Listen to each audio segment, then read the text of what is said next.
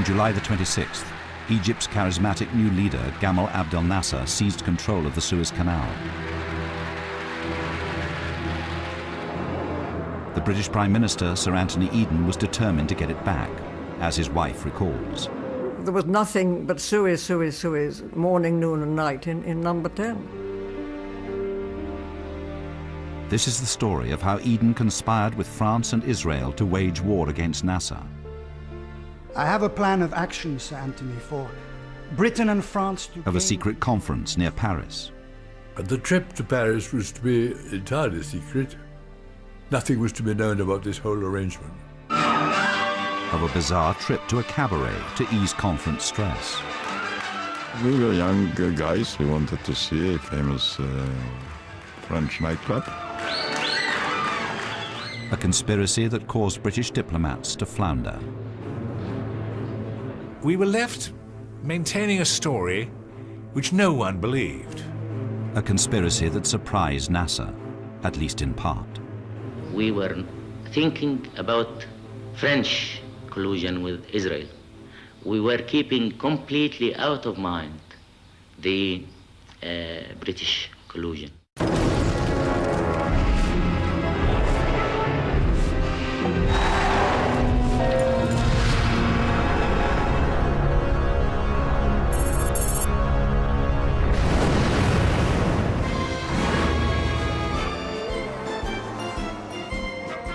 The August bank holiday was one of the few hot days that summer. But while many were soaking up the sunshine, the British bulldog was becoming dimly aware of an impending call to arms.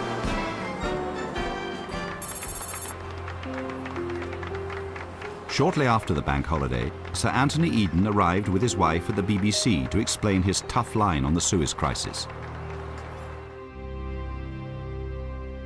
It was producer Alistair Milne's job to supervise the broadcast.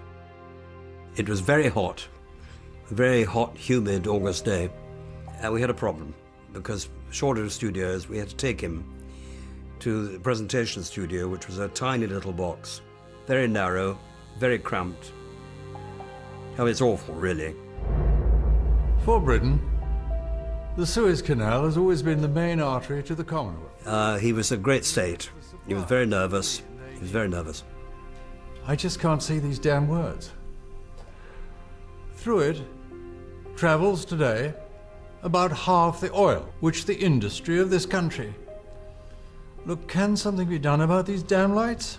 Perhaps, sir, might I suggest, if you tried it again with the spectacles this time? I will not be seen on television with spectacles. Vanity, fundamentally, that he felt that if he put his glasses on, he would somehow be demeaned. And I explained to him he wouldn't be able to read the script if he didn't, because the lights were hot in his eyes, you know. Unless you'd rather learn the speech, of course. The spectacles really would. They make me look old. Well, he was under great strain, and I was just, trying to support him and sympathise. Clarissa, actually, she was involved in the discussion, and she was unhappy about him wearing spectacles.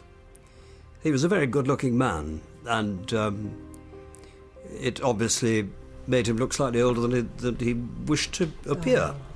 So we spent 2 or 3 hours on the glasses, but in the end we won.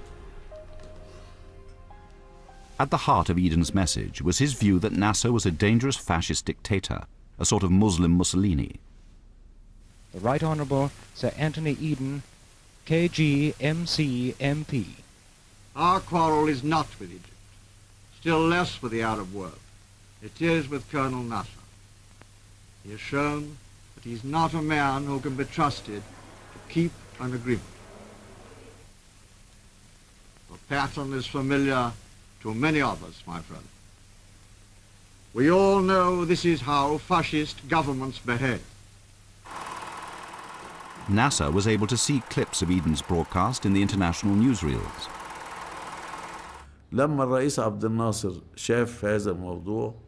I talked to President Nasser after he'd seen the clips.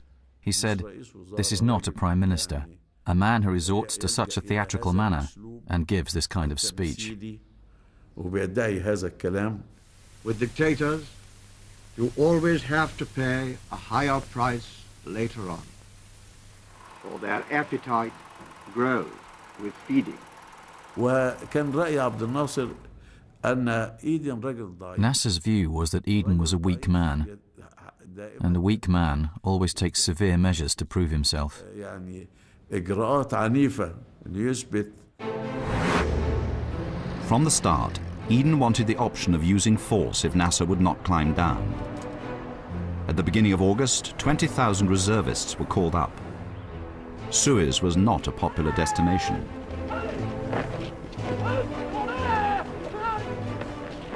What do you think of the prospect of going back there? I think it stinks. I wouldn't like to go there at all. Let's see, what do you think of that as a base? Well, I should think it's about the worst base in the whole world to go to. Some reservists found themselves going nowhere very fast. In a matter of days, we had inoculations, kitted us out for desert equipment, and then they didn't know what to do with us, so we were kicking our heels in the camp. In fact, huge amounts of men and equipment were being sent to Malta and Cyprus, the obvious jumping-off points for any possible attack on Egypt. Once again, British troops are sailing away. We wish our boys a safe journey and a speedy return. For in the words of Sir Anthony Eden, we have too much at risk not to take precautions. In a secret underground bunker, planners were working out how to assemble a big enough force to defeat the Egyptian army and occupy the country. Successful. I think we can consolidate at each stage what... There was a dual objective, one being, in the case of the Suez operation, to seize the canal, the other one being regime change. The planners asked the Bank of England to design and make plates for an occupation currency.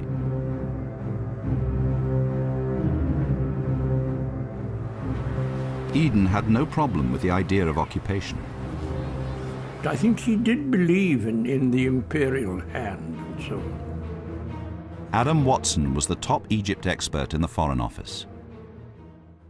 I think Eden had in the back of his mind that there were a great many people in the Arab world who would welcome benevolent, firm British rule, and that the occupation of Egypt would be a thing which would come to an end quite quickly, if possible, once a government had been set up which was reasonable and friendly to us.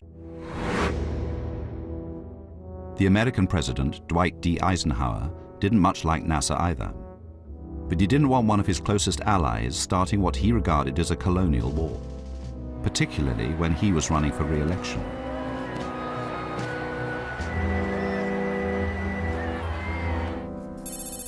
Right at the beginning of the crisis, he wrote to Eden, Dear Anthony, early this morning I received the messages telling me on a most secret basis of your decision to employ force, without delay or attempting any intermediate and less drastic steps.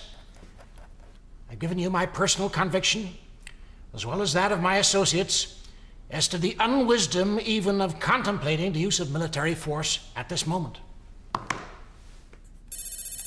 Dear friend, the removal of Nasser and the installation in Egypt of a regime less hostile to the West must rank high among our objectives. You know us better than anyone, so I need not tell you that our people here are neither excited nor eager to use force.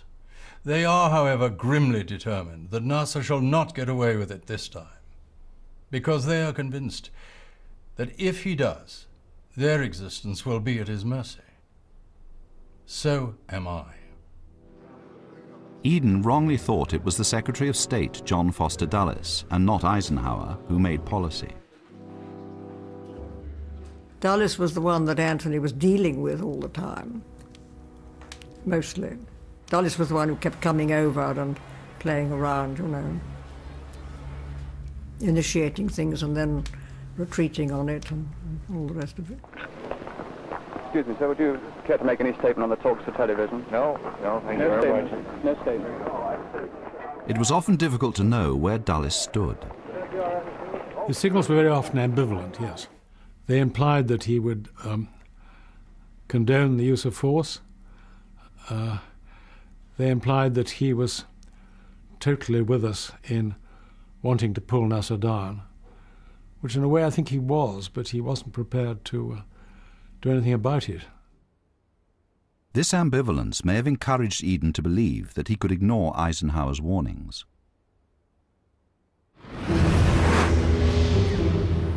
The one country which was solidly behind Eden was France. It was the French who had dug the canal and, before the takeover, run it. The French Foreign Minister, Christian Pinault in particular, was enraged by Nasser's act. La réaction de Pinault était extrêmement violente.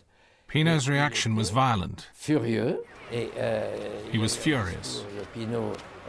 He gave a speech in the National Assembly in which he spoke out violently against Colonel Nasser, as he called him.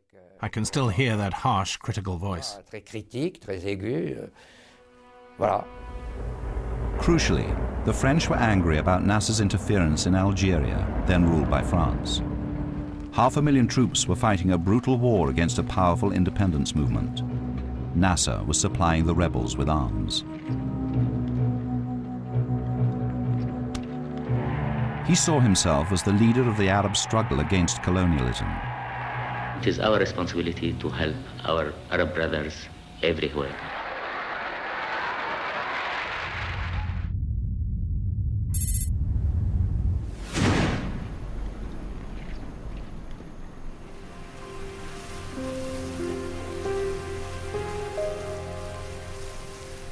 Over the summer, a new player secretly joined the game: Israel.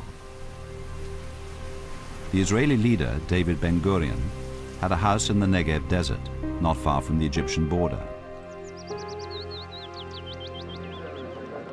In 1948, he had led his country to victory in a bitter war against the Arabs. But now Ben-Gurion was very worried about the huge number of Soviet arms Nasser was getting from communist Czechoslovakia. The reason why we had to acquire arms, because it was after the deal between Egypt and Czechoslovakia, which sold Soviet arms in a very large number to Egypt. The Israelis quietly turned to the French. Their approach had a peculiar resonance with the tiny, secretive group of men who controlled French foreign policy. All of them had been in the resistance against the Nazis and were very sympathetic to the Jews. Christian Pinault, the foreign minister, had been held in Buchenwald concentration camp. This picture was taken shortly after liberation. Il était affecté à une tâche. He was instructed to carry out the most abominable task of emptying a whole train full of Jews, 2,000 of them. 3/4 of them were already dead, and the others were dying. That was a memory that affected him profoundly. The day after Nasser took over the canal, a top Israeli was called in by the French Minister of Defense, Maurice Bourges-Monnery. He asked if Israel was interested in invading Egypt.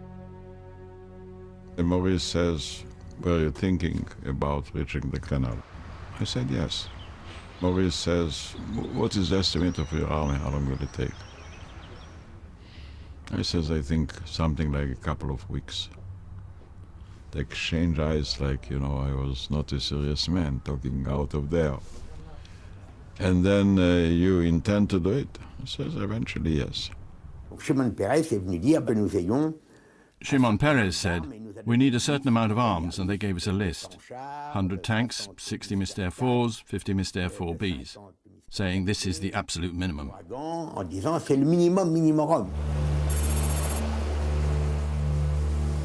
The French now began to speed up their arms deliveries.